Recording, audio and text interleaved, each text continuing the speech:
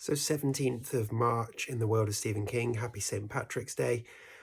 Surprisingly, not much in the way of St. Patrick's Day stuff in King's work. So the fact I'm going to highlight for you today is that on this day in 1987, in Misery, Annie Wilkes gave Paul Sheldon a second-hand Royal typewriter and told him that he was going to use that to write a special book for her, a book called Misery's Return. Now, this was the second day of presents from Annie Wilkes. The day before, she'd given him a wheelchair, but the typewriter was the key one because she wanted that book. She wanted Misery back.